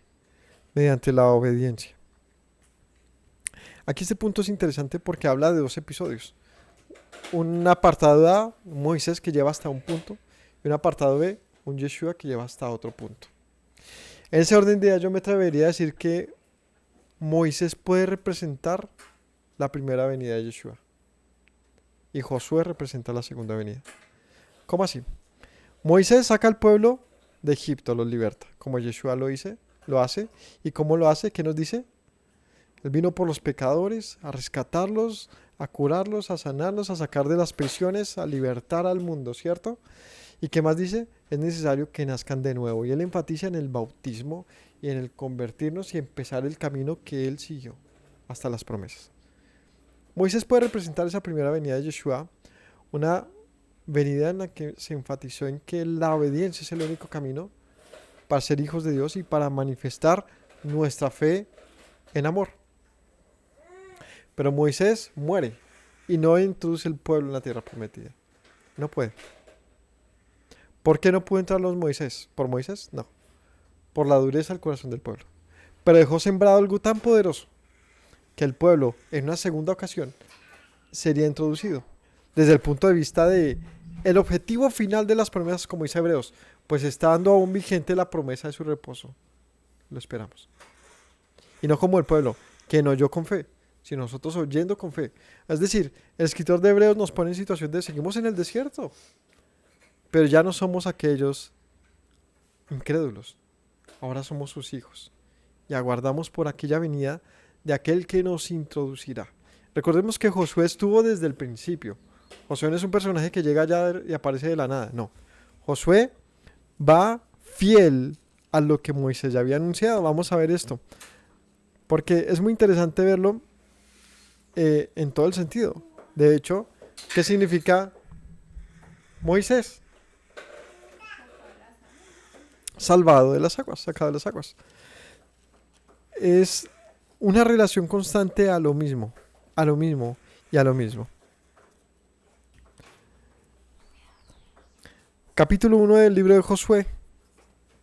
Aconteció después de la muerte de Moisés, siervo de Yahweh, que Yahweh habló a Josué, hijo de Nun, servidor de Moisés, diciendo, aquí cita algo que ya aparece en otros textos antes, y le dice, mi siervo Moisés ha muerto, ahora pues levántate y pasa este Jordán, tú y todo este pueblo, a la tierra que yo les doy a los hijos de Israel. Yo les he entregado, como lo había dicho a Moisés, todo lugar que pisare la planta de su pie, desde el desierto del Líbano hasta el gran río Éufrates, toda la tierra de los heteos hasta el gran mar, donde se pone el sol, será vuestro territorio. Nadie te podrá hacer frente en todos los días de tu vida. Como estuve con Moisés, estaré contigo y no te dejaré ni te desampararé. Esfuérzate y sé valiente, porque tú repartirás a este pueblo por heredar la tierra, la cual juré a tus padres que la daría a ellos. Solamente esfuérzate y sé muy valiente para cuidar de hacer conforme a toda la ley de mi siervo Moisés que te mandó. No te apartes de ella ni de diestra ni izquierda, para que seas prosperado en todas las cosas que emprendas. Nunca se aparte de tu boca este libro de la ley, sino que de día y de noche meditarás en él, para que guardes y hagas conforme a todo lo que en él está escrito. Porque entonces harás prosperar tu camino y todo te saldrá bien. Mirad que te mando que te esfuerces, que seas valiente, que no temas, no desmayes, porque Yahweh tu Dios estará contigo en donde quiera que vayas. Josué mandó a los oficiales del pueblo diciendo, pasad por el medio del campamento, y mandad al pueblo diciendo, preparad comida, porque dentro de 3 días pasaréis el Jordán para entrar a poseer la tierra que Yahweh juró en posesión. Entonces, si nos fijamos, es interesante que cuando el Señor escoge a Josué, le dice, pues vas a andar como... ¿Cómo tenía que andar Josué? Como Moisés. O sea, le dice, no va a hacer diferencia. Aquí se cambia de personaje, pero es el mismo. O sea, es la misma línea. No puedes variar. En todo lo que dijo Moisés tienes que ser fiel. En la manera que la anduvo tienes que ser fiel. No te desviarás a diestra ni a izquierda, sino que la palabra que yo le di al pueblo por medio de Moisés, tú la mantendrás con tu boca. Por eso digo, Josué interesantemente representa a Yeshua. A ver, Josué estuvo con Moisés, ¿no? Desde el principio. Pero en el sentido del paralelismo que hablamos de una segunda venida donde rescata a todos aquellos que creyeron en ese desierto, hijos de todos aquellos que no creyeron, por la promesa de un fruto que era evidente. ¿Qué tenían ellos? El testimonio. ¿Cuál? Las uvas. O sea, usted puede decir, creemos o no creemos que la tierra sea buena o mala, pero no hay manera de decir, no era buena cuando tenías la evidencia. Ahora, ¿qué pasó con el tiempo? Pues que el pueblo tuvo que aprender a vivir a punta de esperanza. Y una esperanza en la cual estaban en un desierto controlado por Dios, hostil igualmente el desierto, pero controlado por Dios, preservándoles en un largo tiempo a fin de ver si el fruto de ellos era diferente o igual al de sus padres, para finalmente darse cuenta que era diferente, razón por la cual ellos pudieron entrar. Y Josué, siguiendo la misma línea de Moisés, los introduce. Porque Yeshua sin duda no es diferente. Es el mismo hoy, ayer y siempre. Y Él es el que condujo al pueblo y es el que los introdujo. Pues todo esto... Entonces, yo lo que entiendo de acuerdo a este paralelo, yo siempre les he dicho, si queremos entender lo que vendrá, es importante ver lo que pasó. Y lo que va a venir, lo que va a pasar en relación a Yeshua, aquí es evidente.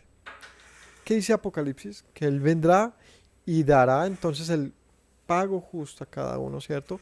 ¿Cómo podrá Él, quien es digno de desatar los sellos, quien es poderoso para preservar nuestra vida? ¿Cómo es posible? Pues como Josué pudo introducir al pueblo y es llamado el conquistador, a fin de repartirles todo lo prometido. En esta alegoría de lo porvenir, diríamos entonces que Yeshua viene en la misma línea desde el principio, es decir, obediente como Él mismo dijo cuando vino. En todo lo que mi Padre ha dicho, así será. Aquel que vino a darle a conocer, como Moisés estuvo en el tabernáculo y dice que lo vio cara a cara y lo dio a conocer en sus palabras. Aquel que trajo las señales una y otra vez, volverá como conquistador y nos hará entrar a las promesas. ¿A quién? A todos los que hemos creído en su nombre, a todos los que hemos esperado y aguardado con fidelidad y obediencia en la ley entregada mediante Moisés, pero por él mismo. Es que aquí el problema es que hemos hecho separación. Aquí está el Padre, aquí está Moisés, aquí está Yeshua, y no, Señor, hay una misma línea, no que sean lo mismo, sino me refiero que la comunicación toda proviene del Padre. Es un único mensaje. ¿En qué momento decidimos romper el mensaje? Pues como hablaba al principio, es como lo hicieron los falsos espías. Tenemos que cuidarnos nosotros entonces de ser buenos comunicadores, porque si nosotros seguimos falseando el mensaje, estamos condenando al mundo. No nos hemos dado cuenta y muchos lo condenan con su mal mensaje. Un mensaje falso de hombres grandes, visionarios que han visto, sí, para entregar un falso mensaje. Así que creo que hasta aquí va la enseñanza.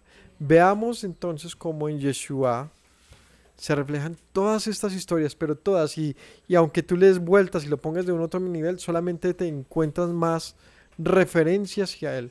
Realmente Yeshua cumple con ser una visión plena de toda la historia bíblica. O sea, toda la historia bíblica realmente apunta a Yeshua una y otra vez.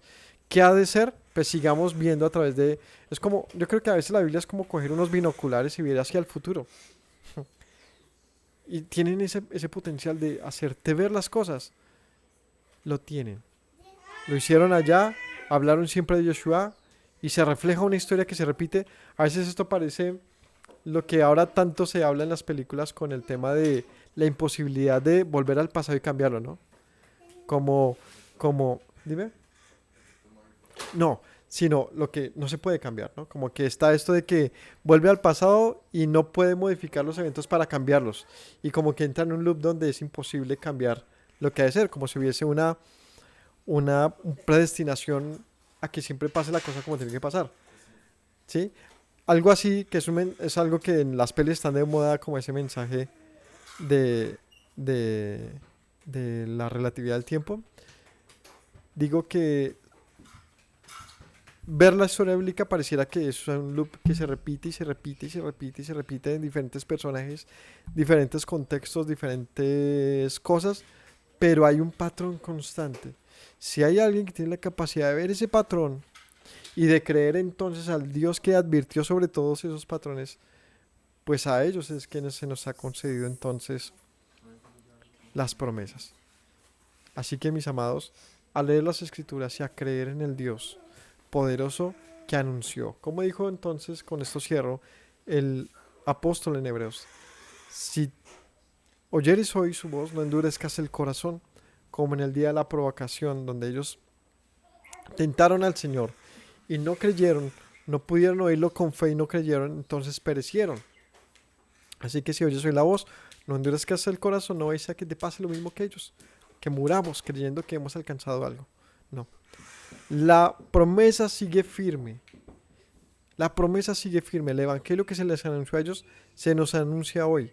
Mantengamos entonces firmeza en creer y obedecer, porque el Señor también le advirtió al pueblo: ustedes van a creer y van a entrar, o van a ser como sus padres, porque si hay que repetir la historia, se repite. Ellos tuvieron una disposición diferente. Que tengan todos una linda semana y gracias por acompañarnos en este estudio de la Torah. Shalom para todos.